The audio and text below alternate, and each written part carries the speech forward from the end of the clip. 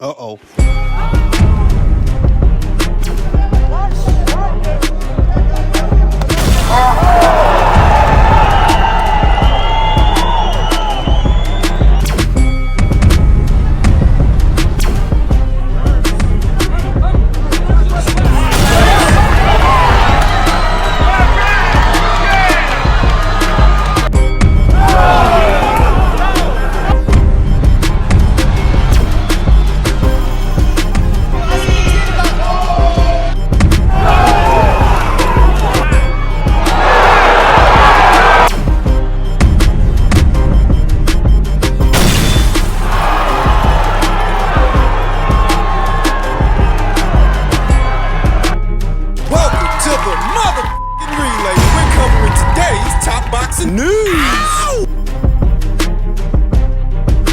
Okay, we'll start with this. Gabriela Fundora versus Marilyn Badillo set for April 19th at the Front Wave Arena. They made it official. Undisputed world champion Gabby Fundora, 15-0 with 7 KOs of Coachella Valley, will defend her Ring Magazine, WBA, WBO, WBC, and IBF world titles against the #1 IBF-ranked contender Marilyn Badillo, 19-0 with 3 KOs of Mexico. My last fight, I made history as the youngest undisputed champion in the world, said Fundora. I am excited to make history again, this time defending my undisputed crown against the very hungry Badillo. This is my first main event, and I can't wait to show the world all the hard work Team Fundora puts in to be the best. The 10-round main event, co-promoted by Samson and Golden Boy, marks Fundora's first headlining appearance as she leads the charge in a new era of women's boxing. This bout is set for Saturday, April 19th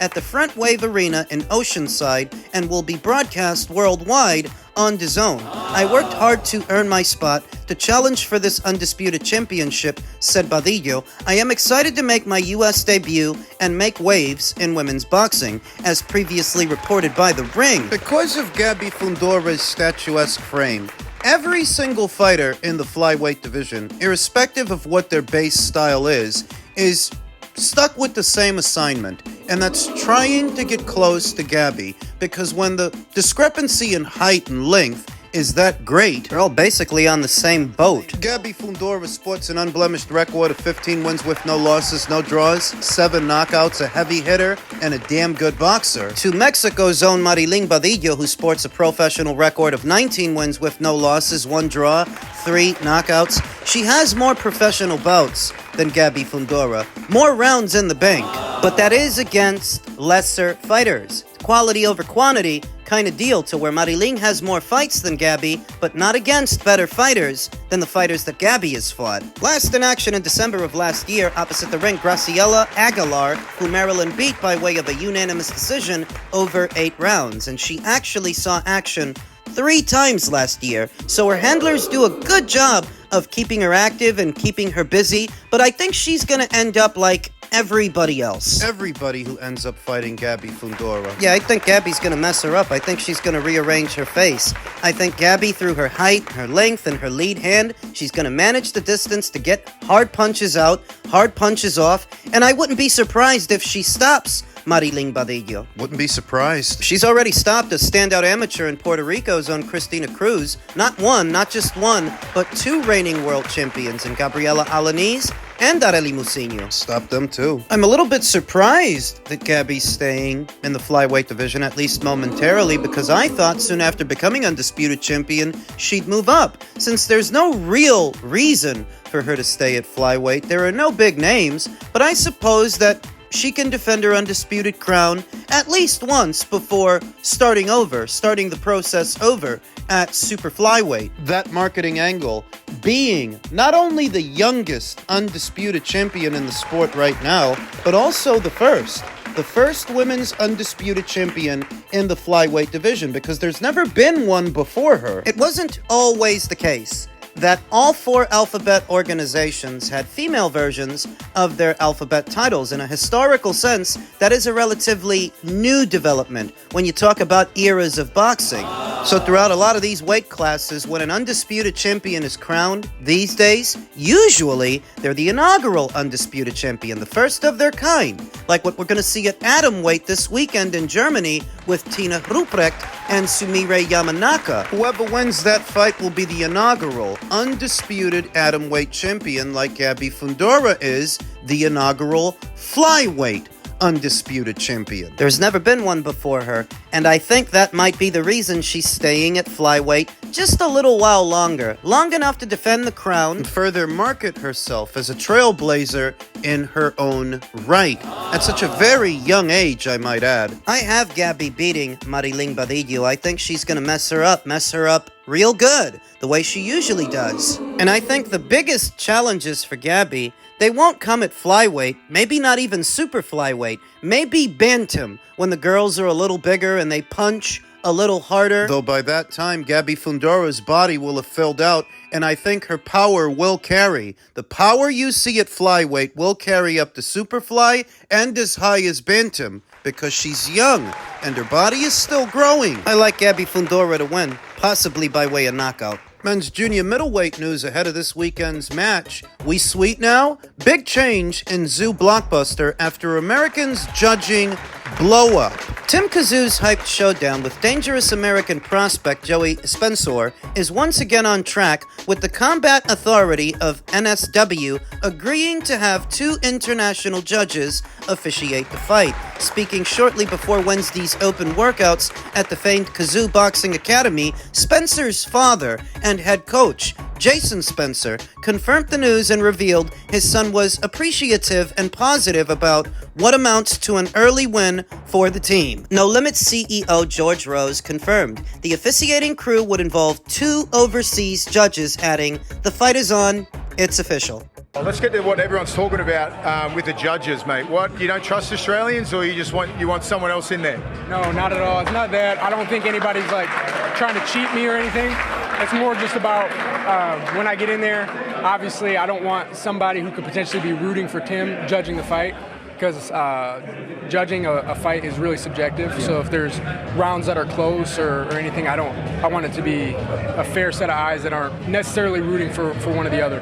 And that was something that we agreed to before we ever made the deal. So that was 2 months ago. We made that deal. We were just making sure we got what we agreed to. Let's go back to what how he changed the judges. I know you probably don't really care, but like, there's a little bit of gamesmanship here. Is he thinking that when he's coming over here and the Aussie judges are a bit dodgy, or is he thinking he's going to try and win by rounds? That's how important this fight is to him. I don't know, man. I don't know what he's thinking, but yeah, man. When I went to America, I was not saying, "Oh, we got to get Australian judges. Oh, we need." Nah, you just, whatever happens. You get put it in front of you, you know? So, I don't know, we come from different generations, different mindsets, so whatever, let him winch. I love it. I think both men raise a valid point. For Joey Spencer as the away fighter, it's a legitimate concern that the judges be international judges, though at the same time, Tim raised a valid point that when he came to America, he didn't have any hang-ups about who's scoring the fight. And for many fighters, for many away fighters that come here for fights, it's the same thing. So that as soon as an American fighter has to be the away fighter, the first thing they do is start crying, peeing, and shitting over circumstances that other fighters are used to. Pretty little princesses. I've long maintained a big part of the reason American fighters don't like to travel is because underneath it all, they know how many foreign fighters come to America and get screwed. And they don't want to go abroad and be subject to the same thing they are subjecting foreign fighters too. Tantamount to a guilty conscience. You know what goes on out here. Main event footage showed the Tszyu and Spencer camps discussing the resolution at Wednesday's open workouts, with No Limits Matt Rose asking, "Are we sweet with all of that now?" To which Tszyu's manager Glenn Jennings added to the Spencer camp, "From team to team, we only ever wanted equity and fairness to everyone. It was never an issue to us." As first revealed by Fox Sports Australia on Monday, Team Spencer had been left fuming and were threatening to walk away from Sunday's headliner. After learning all 3 judges for the Newcastle showdown were gonna be Australian, Spencer's father had slapped the decision, insisting he and his son had been promised 10 weeks earlier that the panel of ringside officials would comprise only 1 Australian and and 2 international judges. Spencer, the fighter, also urged Tszyu to use his influence as one of Australian boxing's most powerful voices to ensure the promises initially made to his family were honored. The 25-year-old added the issue had become a moral one, and he felt people were trying to take advantage of him. Speaking amid the furor, however, Tszyu stressed he won't need judges, Australian or otherwise, in his first fight back from consecutive world title losses against Sebastian Fundora and Bakram Murtazaliev. Noticeably, Tim seems to be in good spirits. Takes a lot to put your best foot forward and try again. Get back on the saddle after the year that Tim Tszyu had last year. This challenge isn't as big a challenge as Sebastian Fundora was, or Bakram Murtazaliev for that matter. The question is Tim Tszyu psychologically damaged from what he experienced last year? And there's only one way to find out. There's only one way to know. But in recent years, we've seen fighters bounce back from devastating knockout losses, violent knockout losses. Joseph Parker, more famously, who was battered, who was brutalized by a then unbeaten Joe Joyce. And it didn't take him long to come back. I think that helped. That he didn't let the loss settle or fester in his mind. That it didn't take him long to get back out there, get back in the winner's bracket, and make some waves. And look at him now. Wow. So could that be the story for Tim Tszyu? Joseph Parker was able to rebound in a big way off of not just one, but several losses and turn his career completely around.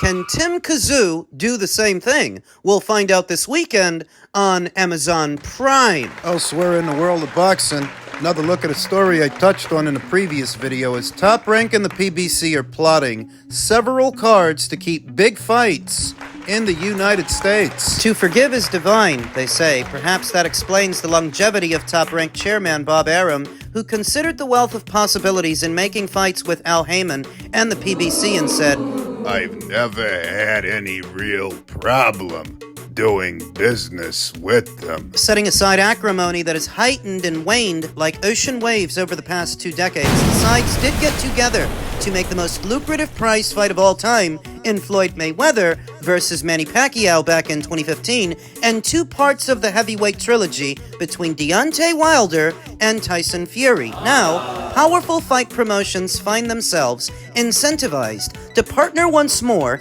in an effort to stage an abundance of cross-promoted bouts in the United States that will slow the stream of glamour fights defecting to Saudi Arabia with less American attention. The matter came to a head recently when Saudi Arabian boxing financier Turkey El Sheikh staged a talent-filled 7-fight February 22nd card that included the Dimitri Bivol versus Artur Beterbiev undisputed light heavyweight championship fight, a light heavyweight title defense by pound-for-pound elite Shakur Stevenson, a middleweight title bout, and an epic opening match between light heavyweights Callum Smith and Joshua Buatsi, yet drew just a reported 45,000 pay-per-view buys on DAZN. It's important to note that those are just domestic U.S. buys, not international buys. 1 week later on Prime Video, a light heavyweight defense in Brooklyn by PBC's unbeaten WBA champion Gervonta Davis generated a reported 260,000 buys, even though challenger Lamont Roach was a 16-1 underdog. There's no question about it that fights are better received when staged in the United States. With the time difference, doing the fights outside the US shouldn't be something that is done with great frequency. Every once in a while, okay, but the fans are here and America deserves a robust fight schedule here in the US, just as the UK fans deserve a busy schedule over there. If you don't do good fights in the US, then boxing will die and wither away. So I'm absolutely in favor of trying to make the best fights we can here. Beyond staging his own shows, as Arum is doing with smaller cards on consecutive weekends in Vegas, this week, while returning there again May 4th for Naoya Inoue's defense of his undisputed super bantamweight crown versus Ramon Cardenas, Arum is intrigued by future unions with PBC. One seems automatic, as PBC's unified junior middleweight champion, Sebastian Fundora, is headed to a WBO-mandated title defense against Top Rank's #1 rated contender, unbeaten Xander Zayas. PBC's newly belted WBC featherweight champion Stephen Fulton has also expressed interest in meeting Top Rank's WBC featherweight champion, O'Shaquie Foster. Whenever it's right, we'll work with anyone, said Tom Brown, the head of TGB Promotions, which stages many of PBC's top bouts. If it's the right fight, we're more than happy to work with Top Rank.